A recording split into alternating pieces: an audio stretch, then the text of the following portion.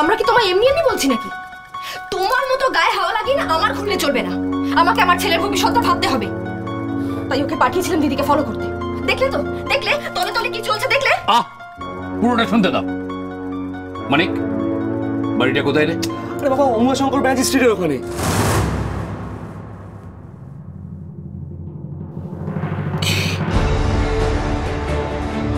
Umashankar Banerjee street,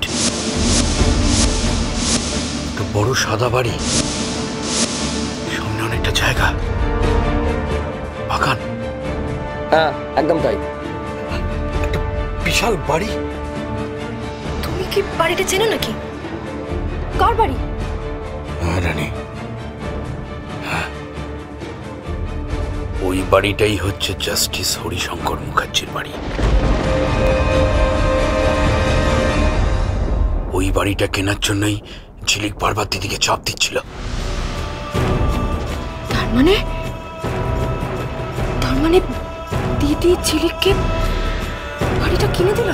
দেখলে তো, আমাদের প্রত্যেককে অন্ধকারে থেকে ঝিলিক কিরম খেলাটা খেললো। কার সাথে কথা বলছিস মানিক? তোর বাবা তো আগে থেকেই হেরে বসে আছে, আর ওই মেয়েটা ফাঁকা মাঠে বল দিয়ে বেরিয়ে যাচ্ছে। শোন মানিক, তোর বাবার আশায় বসে থাকে না, জীবনে কিচ্ছু হবে না, তোর কিচ্ছু না। নিজেরটা নিজে গুছিয়ে নিতে শেখ এবার।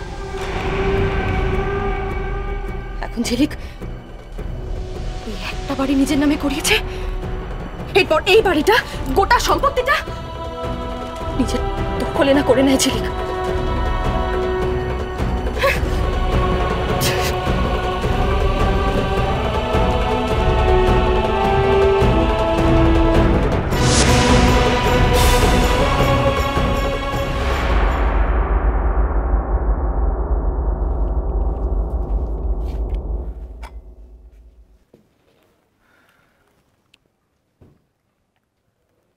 মনীষ, মনীষ, মনীষ, তুমি এসেছো মনীষ? আর কোনো চিন্তা রইল না, সমস্ত টাকা পয়সা জোগাড় হয়ে যাবে এবার। মেজ বৌমার চিকিৎসা নিয়ে আর কোনো ভাবনা থাকবে না। কেন, কি হয়েছে কি বাবা? বাড়ি কিনতে একজন এসেছিলেন। তাই নাকি? কি কথা হলো বাবা? ওই ভদ্রমহিলা মানে মিসেস রায়চৌধুরীর বাড়ি তো এত পছন্দ যে উনি কালকেই কাগজপত্র, এগ্রিমেন্ট সমস্ত সই সাবুত করে ফেলতে চাইছেন। কালকেই এগ্রিমেন্ট? তার মানে তো অ্যাডভান্সের টাকাও খানিকটা। হ্যাঁ, আরে উনি তো কোনো দরদস্তরই করলেন না, আমরা যা দাম চেয়েছি তাতেই রাজি। খুব ভালো, খুব ভালো। বাবা, উনি কখন আসবেন কালকে? বললেন তো কাল সকালেই আসবেন। কালকে সকালবেলা না?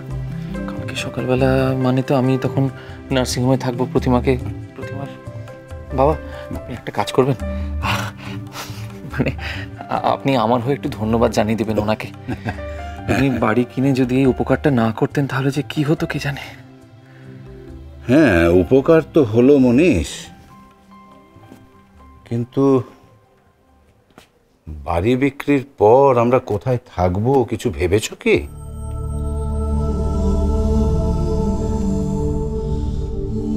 মনীষ,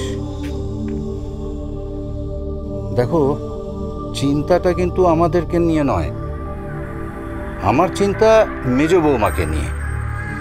অসুস্থ মানুষ, আমরা যেমন তেমন যে কোনো একটা জায়গায় গিয়ে উঠতে পারি, কিন্তু মেজ বৌমাকে তো কোনো রকম একটা যে কোনো জায়গায় তুলে দিতে পারবো না। ওর তো রেস্টের দরকার।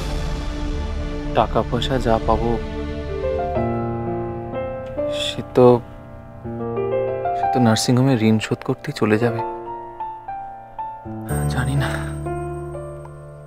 মাথার উপর একটা টালির ঘর জোগাড় করতে পারবো কিনা, তাও জানি না।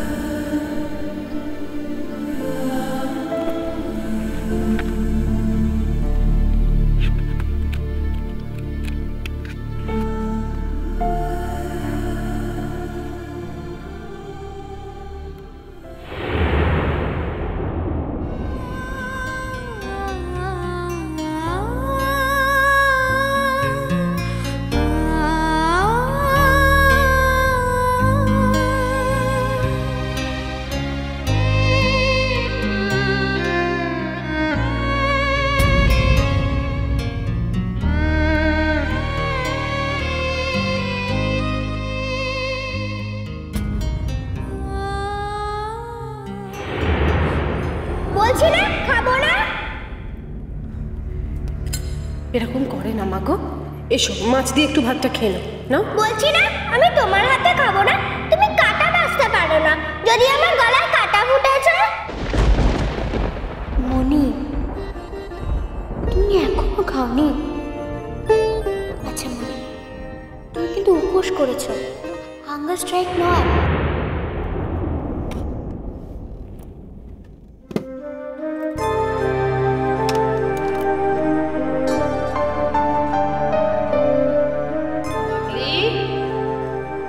উঠে পড়ো, শোনো ওষুধটা খেয়ে নাও। করে দেখি না ভাবলি। হা করো বেটে। কি হলো?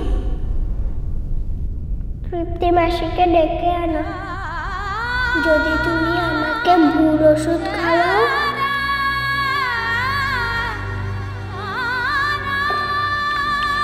খাওয়ার আগের ওষুধটা নিশ্চয়ই খাওনি।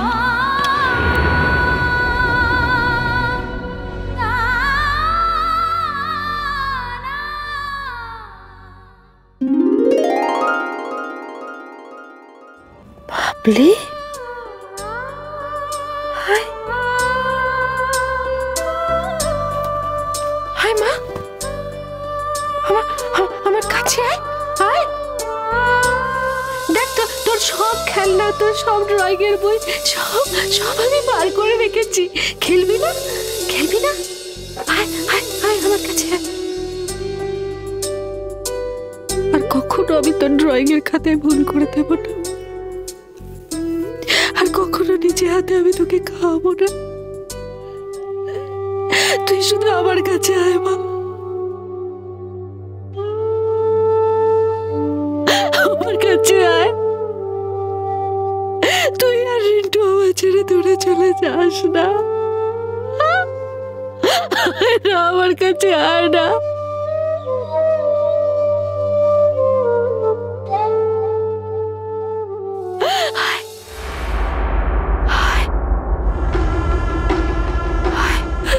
ভাবলি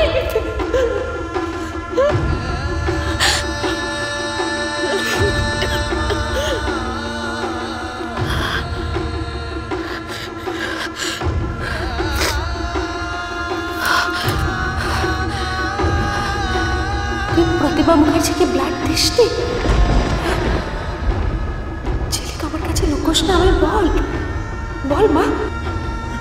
আমি একদম সত্যি কথা বলছি, একদম সত্যি কথা বলছি। আমি কাউকে ব্লাড দিইনি, কাউকে দিইনি। তুইও কি বাবলির মতো আমার থেকে দূরে চলে যাবি ছেলেক? আরো দূরে, আরো দূরে অভিমান করে এত দূরে চলে যাবে যে আমি চাইলেও তোকে ছুঁতে পাবো না।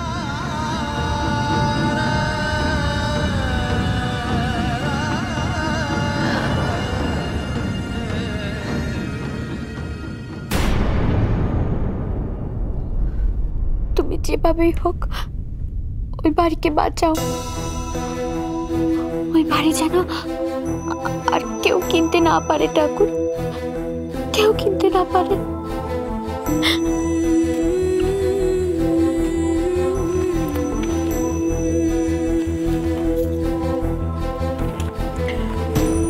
এই নিন এগুলো একটা।